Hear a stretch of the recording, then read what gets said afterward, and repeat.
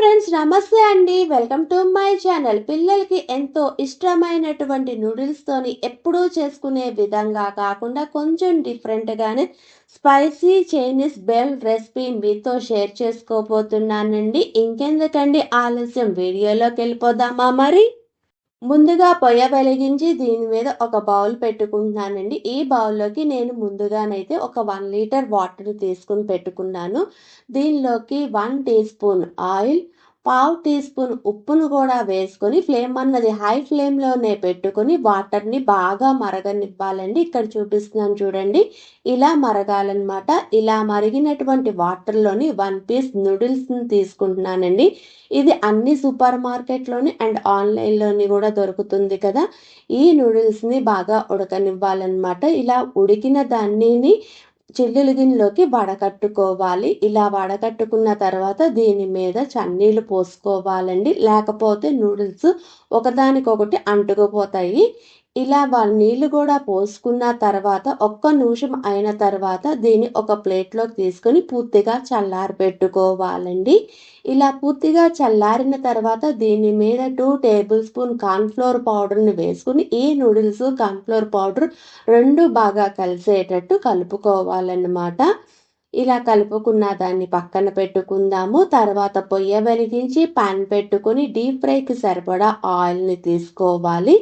అంతేకాదు ఫ్రెండ్స్, ఇక్కడ ఆయిల్ తీసుకునేటువంటి ప్యాన్ కొంచెం లోతుగాను ఉండాలి. అంతేకాదు ఎక్కువ తీసుకోవద్దు, ప్యాన్కి సగానికి మాత్రమే తీసుకోండి. ఇలా ఆయిల్ని కూడా వేసుకున్న తర్వాత ఫ్లేమ్ అన్నది హై ఫ్లేమ్లోనే పెట్టుకొని ఆయిల్ని బాగా హీట్ చేసుకోవాలండి. ఇలా ఆయిల్ బాగా వేడెక్కిన తర్వాత మన కార్న్ఫ్లోర్ పట్టించుకున్నటువంటి నూడిల్స్ ఉన్నాయి కదండి, అవి కొంచెం కొంచెం తీసుకుంటూ ఈ ఆయిల్లో వేసుకోవాలి. ఒక్కసారి ఎక్కువ వేసుకోవద్దు, ఆయిల్ పొంగే ఛాన్స్ ఎక్కువ ఉంటుందండి. ఇలా కొంచెం కొంచెం వేసుకొని ఆయిల్లో ఉండేటువంటి బబుల్స్ అన్నీ తగ్గిన తర్వాత దీన్ని ఫ్లిప్ చేసుకోవాలండి. ఇలా ఫ్లిప్ చేసుకున్న తర్వాత రెండు వైపులా మంచి గోల్డెన్ కలర్ వచ్చే అంతవరకు వేపుకోవాలి. అంతేకాదండి, ఇక్కడ నూడిల్స్ అన్నవి హై ఫ్లేమ్లోని పెట్టుకొని మాత్రమే వేపుకోవాలి. అప్పుడే పర్ఫెక్ట్గా వేగుతాయి. ఇలా వేపుకున్న అన్ని నూడిల్స్ని ఒక ప్లేట్లోకి తీసుకున్న తర్వాత చూపిస్తున్నాను చూడండి. ఇలా వచ్చిన వాటిని కొంచెం చేత్తో క్రష్ చేసుకోవాలండి. ఇలా క్రష్ చేసుకున్న వాటిని కూడా పక్కన పెట్టుకుందాము. తర్వాత పొయ్య వెలిగించి వేరొక ప్యాన్ పెట్టుకొని దీనిలోకి 1 టేబుల్ స్పూన్ ఆయిల్ని వేసుకోవాలండి. ఇలా ఆయిల్ కూడా యాడ్ చేసుకున్న తర్వాత ఫ్లేమ్ అన్నది హై ఫ్లేమ్లోనే పెట్టుకోవాలండి. తర్వాత దీనిలోకి ఫైన్గా చాప్ చేసినటువంటి 1 టీ స్పూన్ వెల్లుల్లి, ఫైన్గా చాప్ చేసినటువంటి 1 టీ స్పూన్ పచ్చిమిరపకాయలు, ఫైన్గా చాప్ చేసినటువంటి మీడియం సైజు ఆనియన్ ఒకటి, ఫైన్గా చాప్ చేసినటువంటి ఒక చిన్న క్యారెట్, ఫైన్గా చాప్ చేసినటువంటి ఒక చిన్న సైజు క్యాప్సికమ్, ఫైన్గా చాప్ చేసినటువంటి 1/2 కప్ క్యాబేజీని కూడా వేసుకొని ఒక్కసారి బాగా కలుపుకోవాలండి. ఇలా కలుపుకున్న తర్వాత దీనిలోకి 1/2 టీ స్పూన్ పెప్పర్ పౌడర్ను కూడా వేసుకొని ఒక్కసారి బాగా కలుపుకోండి. ఇలా కలుపుకున్న తర్వాత దీనిలోకి పావు టీ స్పూన్ ఉప్పును కూడా వేసుకుని అన్నీ బాగా కలిసేటట్టు కలుపుకోవాలి. అంతేకాదండి, ఇక్కడ వెజ్జెస్ అన్నవి మీ ఇష్టానికి అనుగుణంగా పెంచుకోవచ్చు, తగ్గించుకోవచ్చు.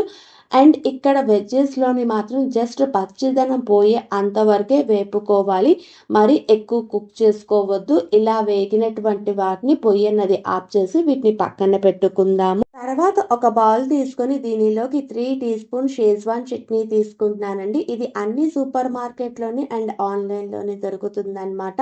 తర్వాత దీనిలోకి 2 teaspoon tomato ketchup, 1 teaspoon red chilli sauce, 1 teaspoon soya sauce, 1 teaspoon white vinegar, 1 teaspoon green chilli sauce. ఇలా వేసుకున్న అన్ని సాస్లు బాగా కలిసేటట్టు కలుపుకోవాలండి. ఇలా కలుపుకున్న తరువాత ముందుగా కొంచెం వేపి పెట్టుకున్నటువంటి వెజ్జెస్ ఉన్నాయి కదండి, వాటిని కూడా వేసుకొని ఈ సాసెస్ వెజ్జెస్ అన్నీ బాగా కలిసేటట్టు కలుపుకోవాలి.